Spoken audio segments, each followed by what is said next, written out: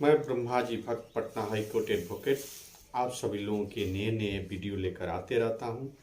आप सभी लोगों के लिए वह वीडियो जानकारी पूर्ण होती है और उस आप जय हो ब्रह्माजी चैनल पे आएं और अपनी जानकारी भरी हुई वीडियो पाएं, उससे आप लाभान्वित हों। आप जय हो ब्रह्माजी चैनल को लाइक करें, सब्सक्राइब करें, कमेंट करें। आज आप लोगों के लिए झांसी की रानी पे एक नया वीडियो लेकर आया हूँ। देश दुनिया जहान की श्रृंखला में आप मेरा अभिवादन स्वीकार करें और झांसी की रानी के विषय में एक वीडियो जो काफ़ी जानकारीपूर्ण है। झांसी की रानी का जन्म बनारस में हुआ था। उनका शादी 1842 में झांसी के राजा गंगाधर राव से हुआ था और गंगाधर राव की यह दूसरी पत्नी थी। गंगाधर राव और झांसी की रानी के वह झांसी की रानी 10 वर्षों तक रही। गंगाधर राव की कोई पुत्र नहीं था, इसलिए जब 1853 में गंगाधर राव का अंतिम समय आया तो उन्होंने सोचा कि हमारे राज्य का वो कोई वारिस नहीं है, हमारा कोई पुत्र नहीं है। तो उन्होंने एलिस, कैप्टन एलिस और कैप्टन मार्टिन के अपने यहाँ बुलाया और उनके उपस्थिति में उन्होंने दामोदर राव को वह गोद लिए, जो मात्र 5 साल के थे।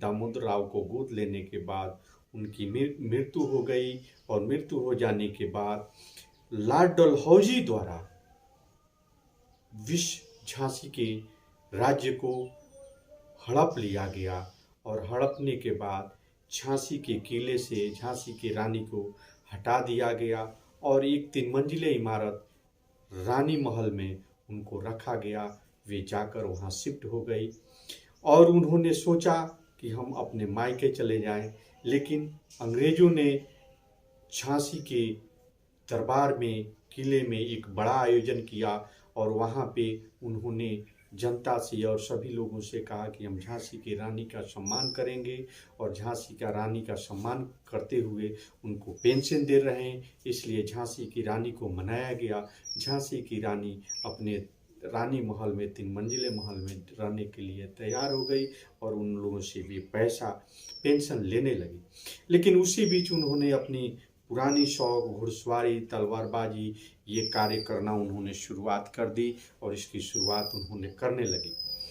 लेकिन 1857 के जो पहला स्वतंत्रता आंदोलन कहते हैं, यह युद्ध जो है, यह जो 1857 में मेरठ से शुरू हुआ। मेरठ के सैनिकों ने जून में वहाँ झांसी पहुँच गए और जेल के कैदियों को छुड़ाया गया और जो भी झांसी के किले में अंग्रेज मूल के लोग थे उनको कैद कर लिया गया। कैद करके उन सारे लोगों को मार दिया गया और मार देने के बाद वहाँ यह कहा गया कि झांसी की रानी आप पे हुकूमत करेंगी, वही यहाँ की राजा हैं, वही वहाँ की सब कुछ है।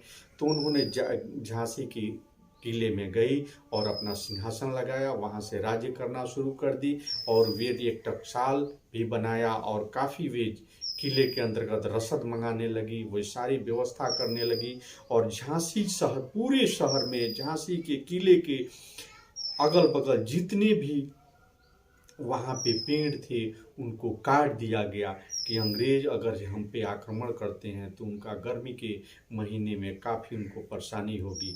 लेकिन जो भी अंग्रेज थे वे अब झांसी के किले पे आक्रमण कर दिए। ये ह्यूज के नेतृत्व में वे, जो भी अंग्रेजी जनरल ह्यूज के नेतृत्व में वे झांसी पे आक्रमण किया गया। ह्यूज ने किले के अगल बगल वे चारों तरफ खाई खुदवा दी कि ये किले को रसद नहीं मिल सके और अंग्रेजों को ग्वालियर के सिंधिया राजा ने वो काफ़ी सहयोग किया। वे रसद दिए, अपने सैनिकों का सहयोग दिया और झांसी के किले पे आक्रमण किया गया। लेकिन वे रानी देख रही थी कि हमारे झांसी शहर के प्रत्येक नागरिक, प्रत्येक वहाँ की जनता लड़ रही है। हर घर, डोर टू डोर लड़ाई हो रही थी। जो भी सैनिक, वे अंग्रेज सैनिक आते थे, हर घर से लड़ते थे, हर घर के लोग लड़ते थे अपने झांसी की रानी के लिए। लेकिन एक समय ऐसा आया कि उन्हें महसूस हुआ कि हमारा किला अब सुरक्षित नहीं है। उन्होंने, वे अंग्रेज सैनिकों को वहाँ किले पे चढ़ते हुए देखा, किले के अंदर आने की वे संभावना उनको प्रकट हुई। तो उन्होंने ऐसा किया कि वे सभी लोगों को एकत्रित की और झांसी से वे कालपी चली गई। कालपी जाने के बाद वहाँ पे तात्या टोपे, नाना साहब ने मिलकर बेतवा नदी के किनारे युद्ध किया। लेकिन इन सारे लोगों के होने के बावजूद भी झांसी की रानी का विजय नहीं हुआ, वो हार गए।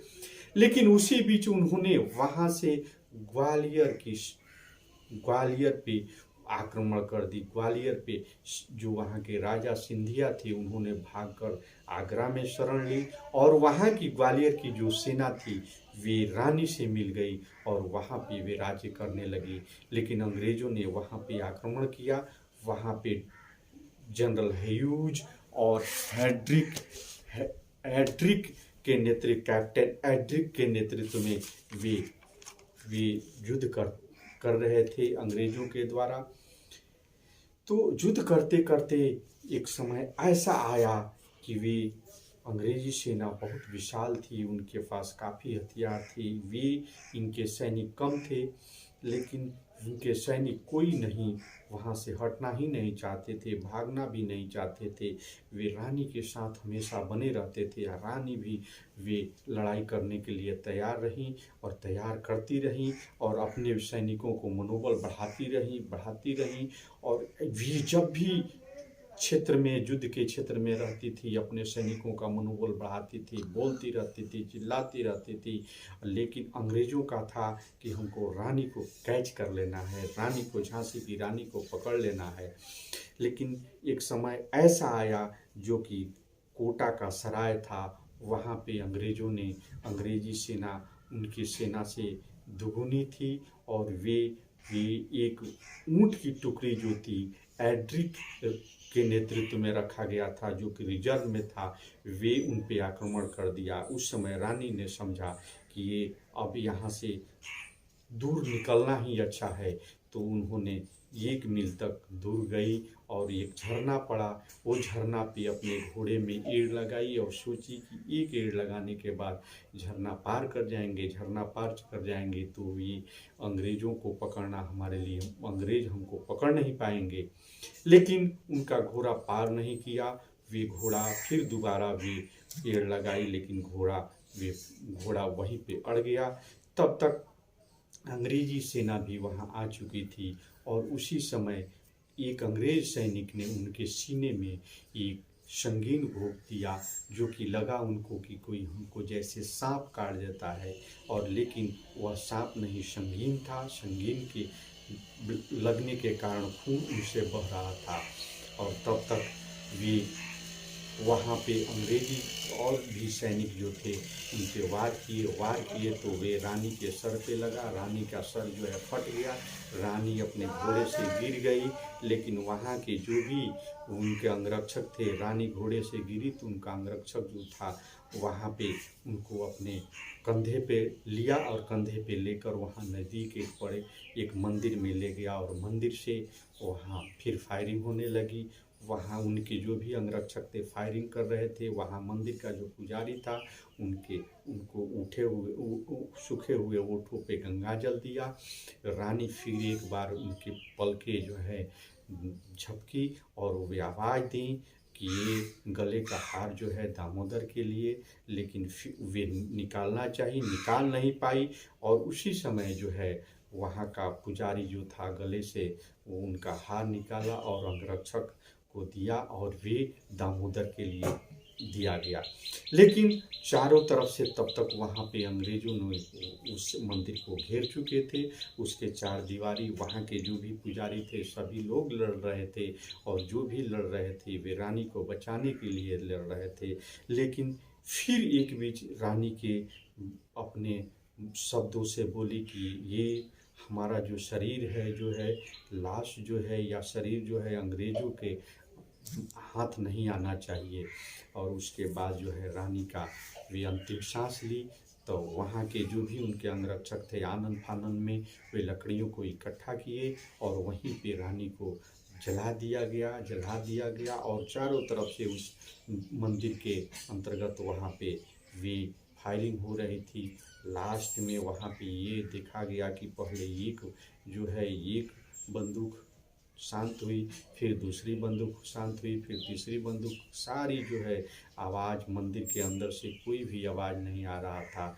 तो वहाँ पे अंग्रेज़ों ने वो मंदिर के अंदर आए तो देखा उन्होंने कि सारी यहाँ पे जो भी लोग थे, मंदिर के पुजारी, उनके अंगरक्षक सभी वहाँ की लाशें पड़ी हुई है, कोई वहाँ पे जिंदा नहीं है। लेकिन उन्होंने देखा कि एक जलती हुई चिता है, चीता को उन्होंने देखा तो समझ गए कि ये झांसी का रानी का ही है। उन्होंने अपने उसको देखा तो वो झांसी का रानी का ही था।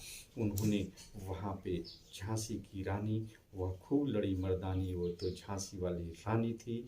इस सारे प्रयासों के बाद अंग्रेज़ों ने उनको पकड़ नहीं पाए, उनके लाश को नहीं अपने कैप्चर कर पाए।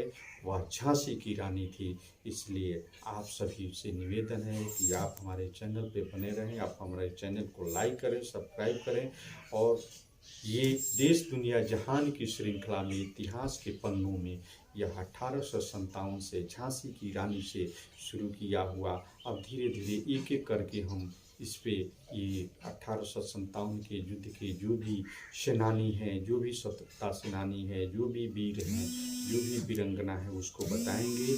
आप जय हो ब्रह्माजी चैनल पे बने रहिए। जय हिंद, जय भारत।